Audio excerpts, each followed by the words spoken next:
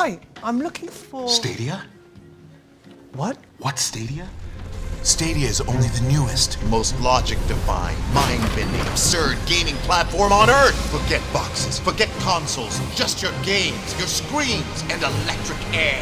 And this electric air is Stadia! Unlike consoles, Stadia doesn't take up any space. It makes no noise. It has no smell.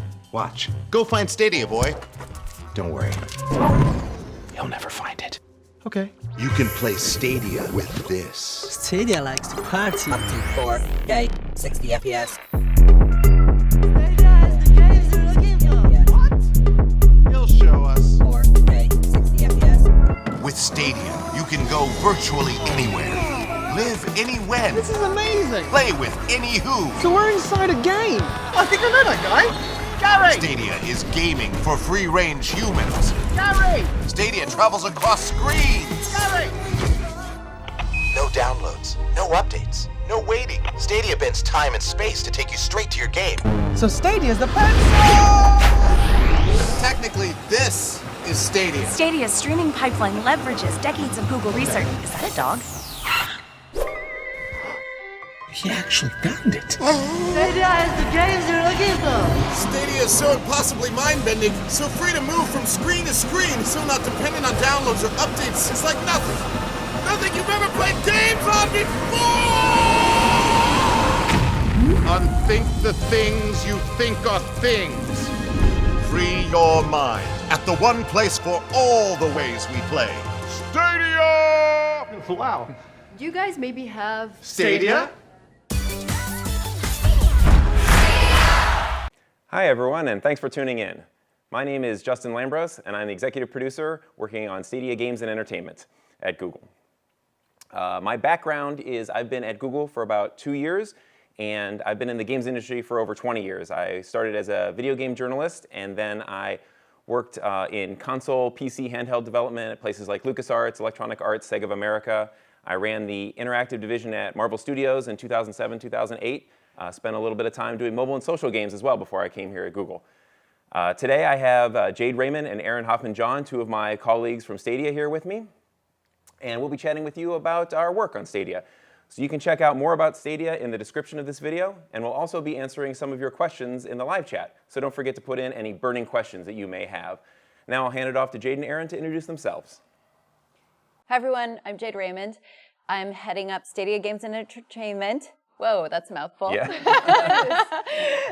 Yes, Stadia Games and Entertainment. Yes, heading that up. And started at Google about a year ago to build this brand new division. I started in games over 20 years ago as a programmer. And since then have been lucky enough to play all kinds of different roles at different companies. I got to help create the Assassin's Creed brand and worked with a small core team at the beginning of Watch Dogs and worked on Splinter Cell and The Sims and most recently Star Wars when I was at EA. And really excited to be here at Google bringing some brand new blockbusters to life. Yeah, we're all pretty new. My name is Erin Hoffman-John. I also started at Google about 2.5 years ago. And I remember when Jade started and went straight onto the stage at GDC. It's been a wild, exciting ride. Before I came to Google, I started in games as a game designer in 1999 on text-based games, and then I've kind of been on a series of innovation teams across casual games, console games, handheld games, PC, and then most recently was at Carnegie Mellon supervising innovation projects with the master's program at ETC, and then came to do R&D at Google. Very cool. Nice. Cool. Awesome. So let's dive right in and start talking about some questions here. So we've all joined Google relatively recently. So let's talk about the factors that contributed to your decision to join Google and maybe what surprised you about working at gaming at a company like Google. Jade, would you like to start? Yeah, I mean, it's an incredible opportunity. I think we're all here because we agree. I mean, it's not often that you get a chance to help launch a brand new platform and imagine what kinds of new games you can create on that platform. And, you know, gaming is a brand new division for Google. So it's building something brand new from the ground up. And then if you think of cloud-based gaming and streaming and what this technology can mean for games, it really can be transformational. So being able to be at a place where we get to work together with amazing people like yourselves and build talented teams and imagine that future is just just super exciting. Yeah, absolutely. I mean, I think my career has been in doing innovation for games for the last 17, 20 years or so. And it was just clear that I was a professor at the time, and I really didn't think I was looking for another job. But when Google said, here's what we're doing, it's like, oh, this is clearly where the future is going, and where the next big jump will be for games. And it's been a long time since we've had one of those big jumps. Yeah, I think in 20 years, this is probably the most disruptive thing that's happened. Yeah, absolutely. I mean, for me, one of the really interesting things about Stadia is that combining of the accessibility of mobile gaming, you know, on any platform, a lot of different screens inside your house to be able to play, but yet keep that console fidelity, that really high-end graphics, character story, gameplay. So, you know, that combined with the idea that Google really, you know, and Stadia especially has that startup feel, and we're able to wear a lot of hats, do a lot of things, build stuff from scratch in a lot of ways from process or products. And then yet still have the big resources and support and research and all that other stuff that comes along with Google is really a remarkable opportunity. Yeah. So Jade, can you tell us a little bit about what makes up the Stadia organization and what kind of projects and people that work there? Yeah, so here at Google, we're part of the Devices and Services organization, which is actually super fun because I've been at game companies my whole career, and this is the first time I'm at a big company like Google that's working on so many different things. And Devices and Services has, you know, the phones and the Google Home stuff, and also a lot of really cool R&D that we get to look at. And within Devices and Services, we have Stadia, and Stadia is broken up into Stadia Games and Entertainment, which is, you know, the people making the exclusive content, that's us. And there's also the platform side, which are all the folks figuring out how to make the platform the best platform for these innovative games. And Erin's in StarLab, so working kind of with both sides and helping us imagine the future of the games, as well as, you know, making sure the platform can work with those things. Within Stadia Games and Entertainment, we sort of have two big areas of focus. One is our internal studios. We announced our first one in Montreal, where we already have like quite a few developers and a first core team working on some new game concepts. And then we have second-party publishing, which is the team that Justin is in, and that is where we work with external developers, indie devs, to bring new exclusives to life for the platform. Nice. And so Erin, as head of creative for their Stadia StarLab, can you tell us a little bit about your team and what you guys do? Sure, yeah. So StarLab is a small gameplay innovation team. We build mostly prototypes and we test technologies, and we really are, like as Jade said, that bridge between the platform and the studios. And so our goal is to take the best of what Google has to offer in terms of technology and figure out what that means for games themselves. Sid Meier tells this story about the origin of Pirates, which is one of my favorite game franchises, being the JPEG technology. And you totally wouldn't expect that one would lead to another. But I think that's a great example of, this is an image compression technology that when Sid, as a creative person, looked at it and said, that now enables me to tell new kinds of stories because I can get these incredible pictures, so, you know, on a Commodore 64 at the time. That's the kind of thing we want to do, is figure out what is that technology that when you put it in the hands of creative people, that magic happens for gamers. Awesome. Yeah, so now we want to talk about some of the most interesting challenges that we've had a chance to work on as being part of Google Stadia team. So Erin, you want to tell us about some of those challenges? Oh gosh, yeah, I mean, like, where to start? I think it's like the flip side of the opportunity, right? Like, the surface is so big, and when we talk about the opportunity to reach a huge new audience, and it's about all of this accessibility, super exciting, but it becomes really hard to know, like, where to start. And I think that's the biggest thing, especially when it comes to bringing in all these new disciplines. So we work with infrastructure engineers and machine learning engineers, and a lot of these people have never worked on games before. So it's this translation exercise, and can we figure out where everybody's coming from and collaborate, but still get things done really fast and get the gamers what they want. Yeah, absolutely. I think when you talk about those, there are these people who are new to games, and then there's also a whole bunch of people who we're bringing in, which is really exciting, who are new people to Google, like hiring a game designer, you know, and your team for the first time, a lot of people that Google hasn't traditionally hired, and finally we get to create those job descriptions. There's a lot of groundwork to lay for all of that, and bringing in these new roles and artists and, you know, audio designers and things, narrative designers, all kinds of new exciting roles.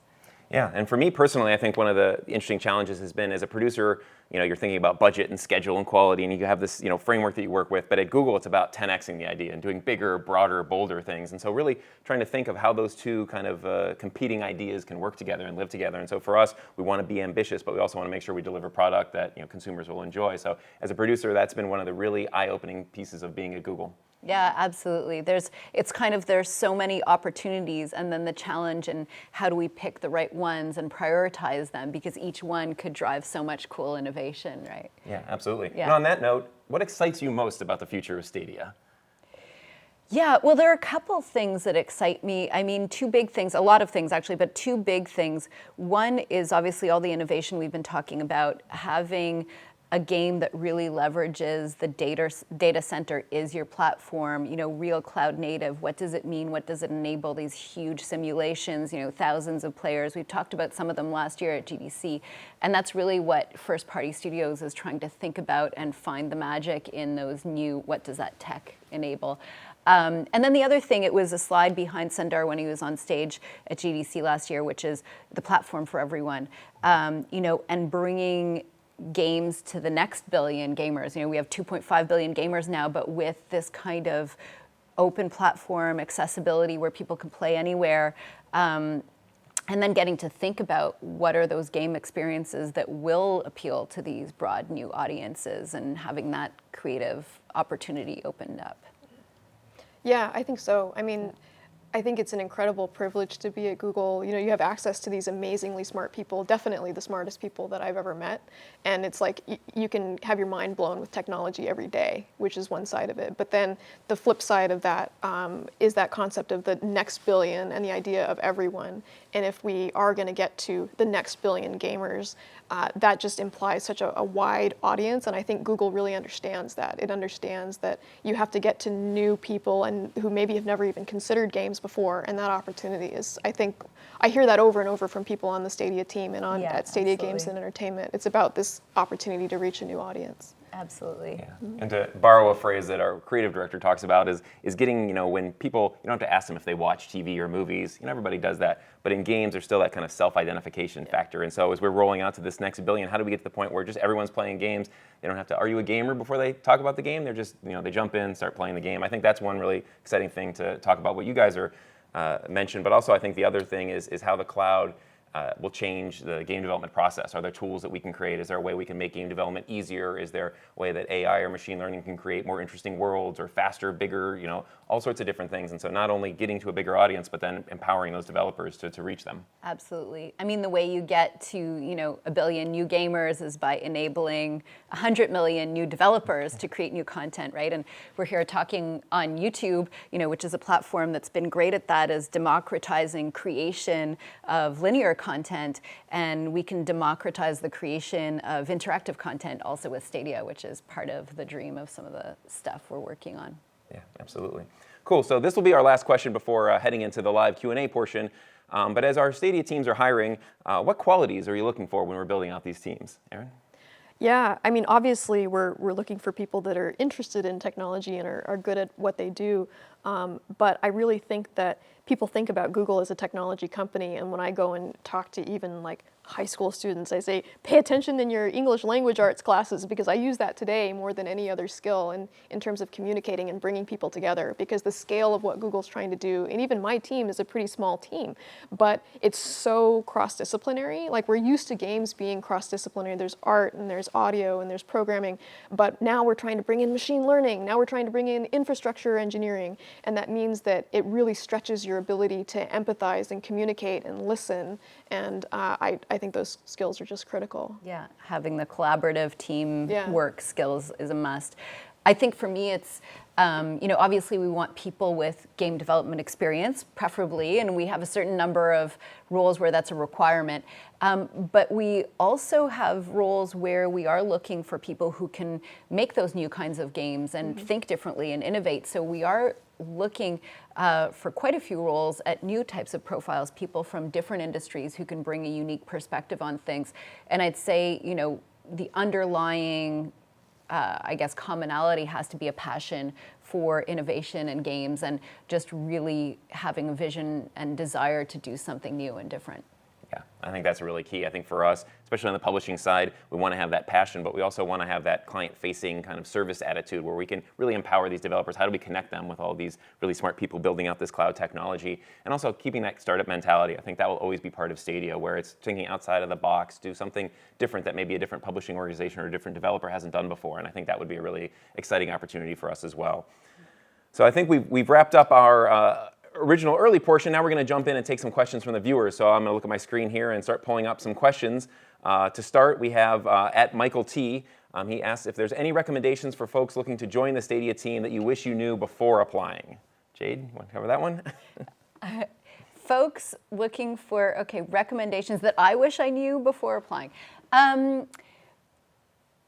Let's see. I think it's really, when you think Google, you might be thinking it's a huge company, but I think it's really understanding that we're building something from scratch and really being excited for being part of that process of building it.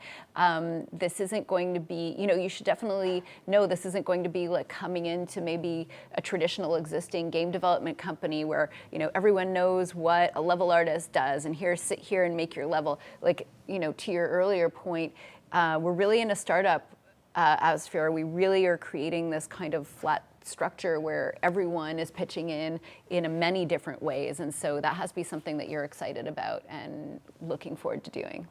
Yeah, absolutely. Cool. We'll jump to the next one here. At Passionate Star is asking, are there any major announcements planned for this upcoming GDC event? Well, it wouldn't be an announcement if I tell you all the secrets right now. Yeah. I think we have some smaller things in store, but there's not like a big stage type of event.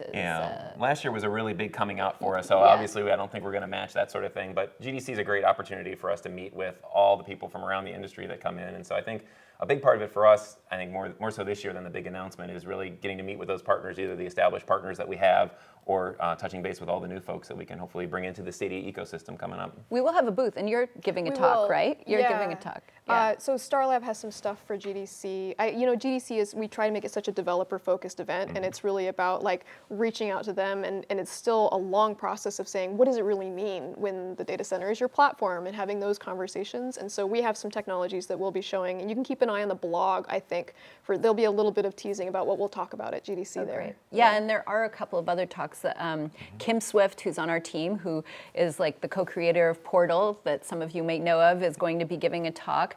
And also, we recently announced that we acquired Typhoon Studios, and the two founders are going to give a talk also about how to hone your pitch, which should be awesome. Exciting as well. So if you guys are, if there are any people listening who have their own little indie studio or want to put together a pitch in general, that could be a good one to try and get into. Cool. So lots going on at GDC. It's a big time of the year for us. Next one is from Trey, and this one is, what's the culture like in the Stadia organization? I guess both of you can probably tackle that in different pieces. Yeah, there's different sides. Man, I love the Stadia team, and I've been surprised how attached I've gotten to them as a team, and I think that it's really all about that entrepreneurial spirit of like, we've seen the team grow in just astronomically in the last 2 years, which is a very exciting time, but I just think that we have this really special combination of optimism and hope for the future, while also this balancing of just intense engineering capability, and the combination of those things, alongside this commitment to, this is how we can make games for everyone, this is how we can do something new, is really exciting. Yeah. What do you think? You've been here longer than me. So. Yeah, I mean, I think for me, the culture has been really interesting. I mean, we started with just a few producers trying to figure out how to wrangle this stuff. True. And what's been awesome, again, the year that you've been here is now Stadia Games and Entertainment has built out that org, more cross-discipline. And so it's been this transition to start, instead of just trying to jump on any problem and get it figured out, it's like, how do we work with all of these really, talented, really smart individuals and get an organization that can really empower developers? And so for me, it feels like it has that game studio, game publisher feel, because a lot of people we know and have lived games for so long, but there is something different and kind of free and open and fun, and it is, the group is really, I think, gelled together, and we all have this common goal of trying to change the industry with this platform. We see this future technology that we're trying to enable people to not only engage in new ways, but also then build in different ways. And I think that there's a spark of that keeps people really engaged and fresh as they're working every day. Yeah. I agree. I think one of the things that's really impressed me is everyone's willingness to help and take time and figure out what you're trying to solve, no matter what they're doing or what their official job is. You know, if you go ask someone a question, they're going to drop what they're doing and help you figure out what you need to solve for or connect you to the right person. And it really feels like we're all in it together, which is a great feeling. Yeah, absolutely. Cool. Have another one here from Passionate Star, which is, what would you say is the best part of working at Stadia compared to the other teams at Google? And where do you see Stadia in the next 5 years? Wow. That's so a Stadia big compared to other question. teams at Google, and then Stadia in the next 5 years. Feel free to tackle whichever one you feel. I haven't worked at other teams Right, at Google, yeah. so it's hard to answer that one. Yeah, I mean, I have a few friends that have gone from the games industry into Maps or to Geo and other places, and I think there's a commonality of some of the things that we talked about of the glue and the passion that works from other teams. And so I don't know, I'm hoping we're taking some of the best of Google and that kind of ambition and stuff, but yeah, I can't really. That's definitely our hope. I mean, Yeah. that's what, when people ask what's the culture like and what kind of culture are you trying to create within Stadia, I mostly say, like, we're trying to take the best of the Google culture and bring it to game development. Like, we're not trying to recreate a new Google culture. I mean, if Google has a great, reputation as being a great place to work, I've felt it has lived up to that, so I wouldn't really want to change it. Yeah, and I think the people that come in from the other groups, I think they bring in that positive energy. We've all come from the game industry and kind of joining Google fairly recently, but there's a long number of people that have had long tenures at Google that are key parts of the Stadia organization, and so I think they help cement that as well. But where do you see Stadia in the next 5 years? Well, I think what I want to start by saying is I think our launch, has not looked like most launches. I think people are used to seeing a new game platform come out with, the question we get a lot being Stadia Games and Entertainment, trying, to create that new exclusive content, launches with that exclusive content. And this is a very different product and a very different roadmap.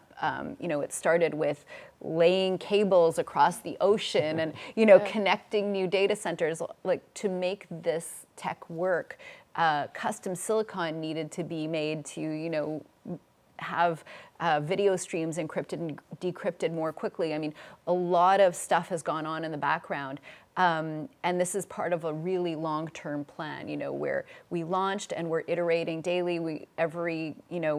We're still announcing new updates constantly. We just got onto a bunch of new phones, and that's going to continue now that we're a live service, and that's a great place to be. 5 years from now, I believe we will have those, the breath of the wild, if you will, for Stadia, or those big games that really prove out all the promises that we had at GDC and the vision that we talked about last year at GDC, and that's going to be real stuff in 5 years that people will be able to play. Yeah, I think you see these phases of Stadia, and it's impossible to overstate like the glacier that had to be created underneath the surface of what you see, just in terms of the technical infrastructure. And just the fact that it worked was magical. I remember when we showed it to developers very early on, they would like look behind the TV to see where the hidden console was. They couldn't believe that it worked. Yeah. And so it's like we have that moment of just, oh my gosh, it works. And then we have this notion of the data center is your platform and what it means to build those connections, and then developers have to learn what to do with that, and what's going to be fun and exactly, trial and error, and not just cool, but actually fun. And I think in 5 years, that's when you really do. You see that thing coming out that's like, oh my gosh, I've never seen this anywhere else. And we have like some of those ideas in the works. Totally, but, takes time. It takes time. And I think over the next 5 years, our consumers are going to be telling us really interesting things, and we're kind of rolled out in our key 14 territories. But as we go and expand to new areas and look at games a little differently, I think the learnings that we'll get from those audiences and then from those developers will really shape, hopefully new genres, new kinds of interactive entertainment that we aren't really thinking about now. In 5 years, will seem commonplace. Right. Absolutely. The community is a huge part of it, right? Like, also not just investing in the games and the platform, but investing in the community and continuing to build out our connections to the players and what they want. That's a good point. Yeah. Awesome. Okay, so next we have from at Michael F. is saying, is the entire game development team for Stadia located in Montreal, or are their positions spread across Google's other offices as well? Aha, yes. So actually, Justin's team is here in San Francisco and Mountain View. You're here in Mountain View. We have some teams in Munich. We have a few people in Tokyo. And we are going to be announcing a second development studio in a few weeks. So there will be news on that soon that I don't want to spoil. But yes, we will be making games we already are making games out of different places, but we will be continuing to expand where our first party teams are. Yeah, and that publishing organization, as Jade mentioned, we've got partners from all over the world, so we want to build up areas of expertise in each of those areas that we can serve our partners best in their kind of time zone. So we'll be continuing to expand that group as well. All right, so Bob2356 asks, is the fact that Google is not a game company changing the way development teams are organized or how they work compared to a standard game company? It's a good question. I do think it's giving us the opportunity to rethink things a little bit. One thing that I've found that Google is really good at is automating a lot of things. A lot of things that are just tedious, that kind of people get used to and take for granted. I mean, the minute Google recognizes that it's automated and, there's either ML driven or there's something, there's some kind of process that's taken care of. And so we're really trying to take that same approach to game development. We're not going to, from the ground up, we're utilizing that same philosophy and the base of tools to automate anything that in a normal, game dev studio you might be doing, but that's the tedious work. Yeah. Yeah. Yeah, I think that's true. And I think it's, the transparency is different too. That's true. And that culture of helpfulness that Google takes so seriously, I think is where you get some of the automation. It's like you see a problem, you fix the problem. And so there's a lot that emerges from that. And then the culture of the people, I think, is special too, in that if you can find a way to help somebody, or if you need some help, even if it's from way across the company, that you can reach out and get that. Yeah, totally. Cool, we got a couple more questions here. At Mary Lusa, do you guys have a standardized production method, or is it decided on a team-by-team basis? I mean, I'll start on our side with the publishing side. So we've got partners all over the world, different size and scope of games. So I think a big thing for us is we want to have, take the years of experience of our team and build in, good checkpoints and places for us to be able to dig in and add value and be able to test and evaluate the game, get it in front of consumers. But really, it's important for us to work with the unique development studios and see how they operate and kind of blend our knowledge and the framework that we have to help empower them rather than kind of enforcing our standardized practice, directly on them. So it's a real collaboration, I think, between the two, because it's all about, making the greatest thing for the consumer. And so we try to keep aligned on that. Yeah. Overall, we have put in place a stage gate process, which means we have a concept phase, and there's certain things you need to do in a concept phase, and we have a pre-production phase, and so we do have these phases of development that should look familiar to most people who come from the game dev industry. The one thing that's different is we all have experience working on very different kinds of games, and we all agree that what you do in a concept phase for a multiplayer game as a service game is very different from what you do in a concept phase for a narrative-based game that's mostly about the story. And so what we've done is, given we have the opportunity to redesign this process from scratch, we did it with that knowledge in mind. So we created a framework, but a flexible framework where each step along the way, it's the team's responsibility to help define what for them makes sense to deliver at the end of those phases with regards to the type of game they're making. And that works for our internal teams as well. They'll be defining as they go. Exactly. So, cool. So I think we have the last question here, and this is an interesting one. What are the highest hurdles that you feel Stadia has run into so far, and how do you plan to clear them? Maybe each of us can take a quick swing at this, but Erin, what do you say? Gamers are complicated. That's what I would say. I mean, that's what we love about them, right? Is that they're complicated. We are gamers. Yeah. Right, exactly. We're complicated. We're never happy with anything, right? Yeah, and you always want it to be better.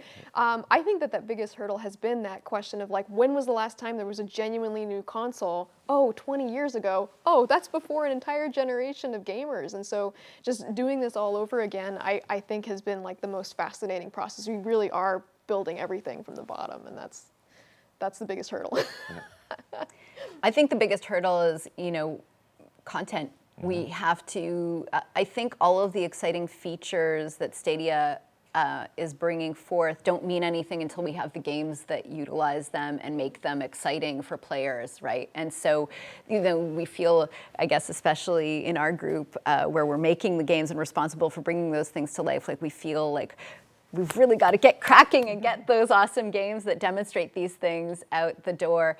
And obviously compared to a lot of companies have been making games for a long time, we have a lot of work to catch up, even with the basics. So it's really all about the content and getting the content that's the proof of how exciting the platform is. Yeah, and once we have that content, I mean, for me, I know it was hard to give up my comic books, give up my DVDs, my CDs, all that stuff, and switch to that kind of full digital world. And I think we'll get there where that streaming replaces, your collection, and you have access to all sorts of different things, your library, anywhere, anytime. And so I think once we have the content, we'll be able to nail that part of it.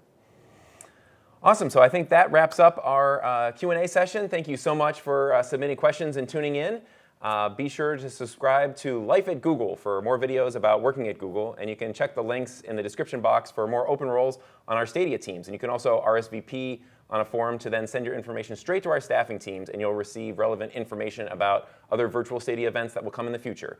So we hope to see your application very soon, and thank you very much for watching, and thank you, Jade and Erin. Thanks, Justin. Thanks, Erin. Thanks.